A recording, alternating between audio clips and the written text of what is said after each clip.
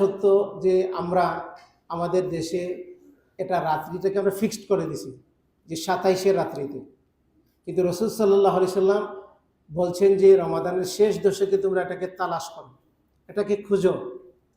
এবং অন্য বর্ণনাতে বলছেন রমাদানের শেষ দশকের বেজুর রাত্রিগুলোতে তালাশ করো। তো 27-এর পরে কি কোনো বেজুর রাত্রি থাকে না? থাকে না? আমার কথা বুঝতেছেন? 27 তারিখের পরে কি কোনো বেজুর রাত্রি থাকে? 29-এর রাত্রি থাকে না? তো আমরা যদি 27-এ বাদ দিয়ে দিলাম, ইবাদত বন্দেগী বাদ দিয়ে দিলাম বা গুরুত্ব দিলাম না, তো 29 তো লাইলাতুল কদর হয়ে যেতে পারে। খায়রুম মিন আলফি শাহর, হাজার মাসের চেয়ে উত্তম সেই রাত্রিটা আমরা মিস করতে পারি। এই জন্য রাসূল সাল্লাল্লাহু আলাইহি ওয়াসাল্লাম বলছেন যে মান কামা লাইলাতুল কদরি, যে লাইলাতুল কদরে তালাশ করলো ঈমান এবং সওয়াবের আশায়, তার পেছনে সব গুনাহ আল্লাহ সুবহানাহু ওয়া তাআলা ক্ষমা করে দেবেন। আর লাইলাতুল কদর হচ্ছে রমাদানের শেষ দশকে, আমাদের রমাদানের যখন শেষের দিকে আসে আমাদের গুরুত্ব কমে যায়, আমরা তখন মার্কেটিং, আমরা বিভিন্ন কাজে ব্যস্ত হয়ে যাই, অথচ রমাদানের সবথেকে শেষ পার্টটা হচ্ছে সবথেকে গুরুত্বপূর্ণ। তো আমাদের দেশে ওই যে আমরা বললাম যে দোয়া করার জন্য একটা শ্রেণী তৈরি হয়ে গেছে, আমরা বললাম যে লাইলাতুল কদরকে নির্দিষ্ট করে দেওয়া হয়েছে। তো এগুলার কারণ কি? যে আমাদের দেশে যে ইসলাম চর্চা করা হচ্ছে, এই ইসলাম আরব থেকে আসতে গিয়েই আরব দেশে আসার সময় বিকৃত হয়ে গেছে। কি হয়েছে যে আরবের সালাত আমাদের দেশে এটা কি নাম? নামাজ। আরবের সিয়াম আমাদের দেশের নাম কি? রোজা। দেখেন নাম চেঞ্জ হয়ে গেছে। আপনারা শিক্ষিত সচেতন মানুষ, আপনারা জানেন যে নাউন কোনো সময় কি হয় না, চেঞ্জ হয় না।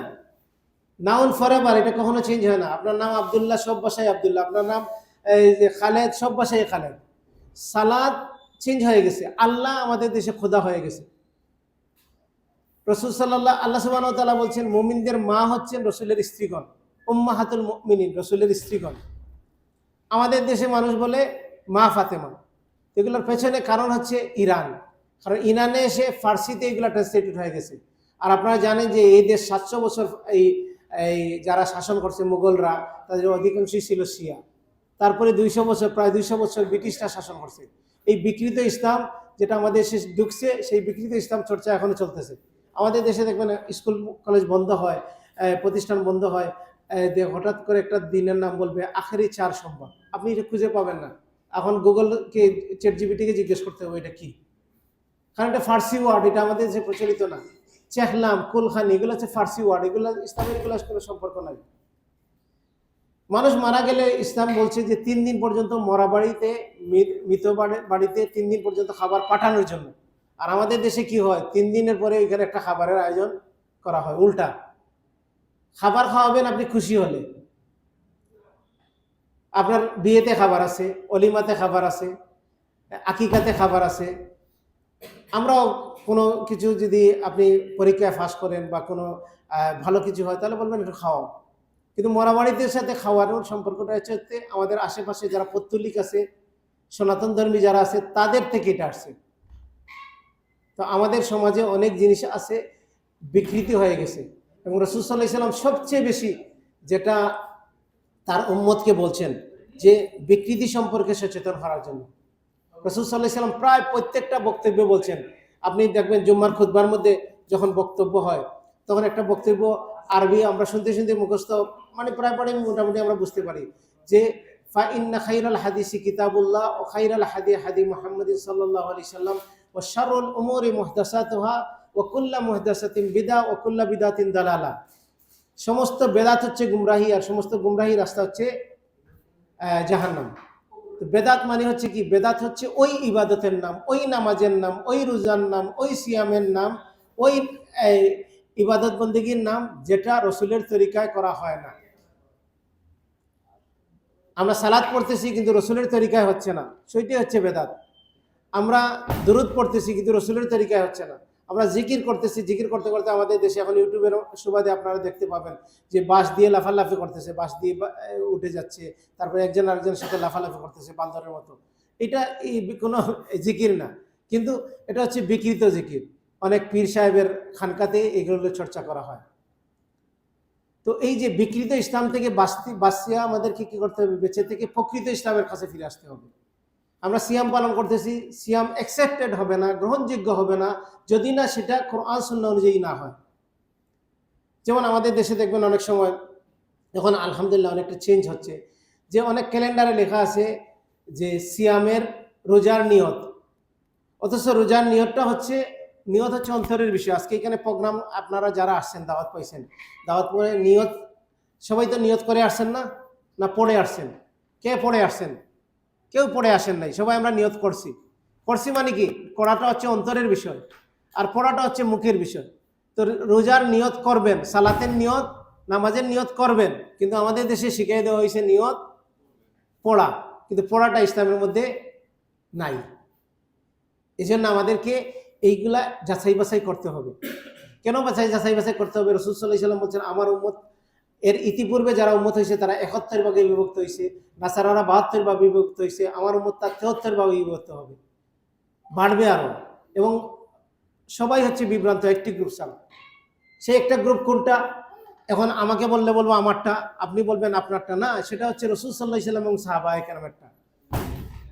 আমার কথা ঠিক না, আমার তরিকা ঠিক না, ঠিকটা হচ্ছে রসুলের তরিকা। আমাদেরকে রসুলের তরিকায় ফিরে যেতে হবে, সাহাবায়ে কেরামের তরিকায় ফিরে যেতে হবে। তাদের কাছে দেখবেন নিয়তের এই নামাজের এই নিয়ত পাবেন না, এই রোজার এই নিয়ত পাবেন না। তারা এই ২৭ তারিখকে নির্দিষ্ট করে দিতেন না। এই জন্য আমাদেরকে প্রকৃত ইসলামের কাছে ফিরে যেতে হবে। আল্লাহ সুবহানাহু ওয়া তাআলা আমাদেরকে তৌফিক দান করুন। সম্মানিত উপস্থিতি, আমরা রমাদানকে যেন যথাযথভাবে আমাদের ইবাদত যেটা আমরা করি ওইটা যেন সঠিক হয়, গ্রহণযোগ্য হয়, অ্যাকসেপ্টেড হয়। না হলে কি হবে? ঘোড়ার ঘাস কাটার মতো হবে। ঘোড়ার ঘাস কাটা, আমাদের দেশে অনেকেই বলে যে ঘোড়ার ঘাস কাটা। ঘোড়ার ঘাস কাটা মানে জানেন কি? ঘোড়া কিন্তু কাটা ঘাস খায় না। এজন্য যদি কেউ কাটা ঘাস আনে, অনেক কষ্ট করে আনলো, কিন্তু ঘোড়াকে দিল, ঘোড়া কিন্তু এটা গ্রহণ করবে না। এই জন্য আমরা ইবাদত করলাম, কিন্তু ইবাদতটা যদি আল্লাহ সুবহানাহু ওয়া তাআলার কাছে গ্রহণযোগ্য না হয়, রসুলের তরিকায় না হয়, তাহলে কিন্তু আল্লাহ সুবহানাহু ওয়া তাআলা এটা অ্যাকসেপ্ট করবেন না। আর রসুলের তরিকা আমরা জানবো কিভাবে? রসুল বলছেন, উলামা ওয়ারাসাতুল আম্বিয়া, আলেমগণ হচ্ছে নবীর উত্তরাধিকারী। আপনাকে খুঁজে বাইর করতে হবে কোন সে আলেম প্রকৃত নবীর উত্তরাধিকারী, যিনি রসুলের তরিকা দেখান, তিনি তার নিজের তরিকা দেখান, নিজের হুজুরের তরিকা দেখান, নিজের পীর সাহেবের তরিকা দেখান, নিজের দলের তরিকা দেখান। ওই হুজুরের কাছে না, যে হুজুর কোরআন সুন্নাহর পথ দেখাবেন, রসুল সাহাবায়ে কেরামের পথ দেখাবেন, ওই হুজুরের কাছে যেতে হবে। এবং আমাদেরকে এই জন্য একটু স্টাডি করতে হবে, একটু মেহনত করতে হবে, পরিশ্রম করতে হবে। দুনিয়ার প্রত্যেকটা কাজ করতে গেলে আমরা মেহনত পরিশ্রম করি, যাচাই বাছাই করি।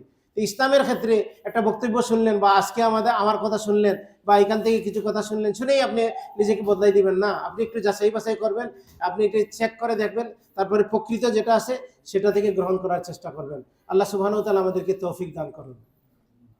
কারণ হচ্ছে কি, যে প্রকৃত ইসলাম আমাদেরকে সাকসেসফুল জান্নাতে নিয়ে যাবে। আমরা দেখেন আল্লাহ সুবহানাহু ওয়া তাআলা বলছেন, যে আয়াত দিয়ে শুরু করছিলাম, আল্লাহ সুবহানাহু ওয়া তাআলা বলছেন, ইয়া আইয়ুহাল্লাযীনা আমানু কুতিবা আলাইকুমুস সিয়ামু কামা কুতিবা আলাল লাযীনা মিন ক্বাবলিকুম লাআল্লাকুম তাত্তাকুন। হে ঈমানদারগণ, তোমাদের উপরে সিয়ামকে বিধিবদ্ধ করা হয়েছে, ফরজ করা হয়েছে, যেভাবে পূর্ববর্তীদের উপরে ফরজ করা হয়েছিল, লাআল্লাকুম তাত্তাকুন, যাতে তোমরা তাকওয়া অর্জন করতে পারো। আমাদের ঘরে ফ্রিজে খাবার আছে, আমাদের ঘরে খাবার আছে, কিন্তু আমরা খাবার খাই নাই সারাদিন। কেন খাই নাই? আমরা আল্লাহকে ভয় করি। এটাই হচ্ছে তাকওয়া, যে সারাদিন আমরা খাবার আশেপাশে থাকার পরেও আমরা বিশ্বাস করছি যে আল্লাহ সুবহানাহু ওয়া তাআলা আমাদেরকে দেখবেন, এই জন্য আমরা আল্লাহর ভয়ে আমরা এই খাবার থেকে বিরত আছি। এই তাকওয়া অর্জনের জন্য এই রমাদান মাস। যা রমাদান কাদের উপরে ফরজ করা হয়েছে? ইয়া আইয়ুহাল্লাযীনা আমানু, সবার উপরে ফরজ না, সিয়াম ইমানদারদের উপরে ফরজ। আর ইমানদার হচ্ছে যে শিরক মুক্ত থাকে, তার তাওহীদটাকে, তার ইমানটাকে সে সেভ করে, এবং সে ইমানকে নষ্ট করে না। ইমান নষ্টকারী বিষয় আছে, ওযু নষ্টের যেমন বিষয় আছে, সিয়াম নষ্টের বিষয় আছে, ঠিক অনুরূপভাবে ইমান নষ্টের বিষয় আছে। আল্লাহ সুবহানাহু ওয়া তাআলা ইমান নষ্টকারী বিষয় সম্পর্কে আমাদেরকে জানার তৌফিক দান করুন। আমরা যেন এই শিরক থেকে বেঁচে থাকি এবং ইমানটাকে সেভ করে আমরা এই ইমান অনুযায়ী আমরা ইমানটাকে প্রিজার্ভ করি, এবং ইমানের সাথে আমরা সিয়াম, সালাত সব কিছু ইবাদত বন্দেগী করি। আল্লাহ সুবহানাহু ওয়া তাআলা আমাদেরকে তৌফিক দান করুন। আল্লাহ সুবহানাহু ওয়া তাআলা আমাদের যারা অসুস্থ তাদেরকে শিফা দান করুন। আমাদের মধ্যে যারা ঋণগ্রস্ত তাদেরকে ঋণ মুক্ত করে দেন। আমাদের মধ্যে যারা অভাবগ্রস্ত আছেন অভাব মুক্ত করে দেন। আমাদের মধ্যে যারা আমাদেরকে আল্লাহ সুবহানাহু ওয়া তাআলা কোরআন সুন্নাহ অনুযায়ী জীবনযাপন করার তৌফিক দান করুন। আমাদের যারা মারা গেছেন আল্লাহ সুবহানাহু ওয়া তাআলা তাদেরকে ক্ষমা করুন, জান্নাতুল ফেরদৌস দান করুন। সম্মানিত উপস্থিতি, আমরা জানি যে বর্তমান সময়ে পৃথিবীর বিভিন্ন প্রান্তে মুসলমানরা বিভিন্ন জায়গায় নির্যাতিত হচ্ছে। আল্লাহ সুবহানাহু ওয়া তাআলা আল্লাহ সুবহানাহু ওয়া তাআলা মুসলমানদেরকে এক এবং নেক হওয়ার তৌফিক দান করুন এবং মুসলমানদেরকে বিভিন্ন বালা মুসিবত থেকে হেফাজত করুন। আল্লাহ সুবহানাহু ওয়া তাআলা আমাদের এই আয়োজনকে কবুল করুন। যারা অংশ নিয়েছেন আল্লাহ সুবহানাহু ওয়া তাআলা প্রত্যেককে উত্তম প্রতিদান দান করুন।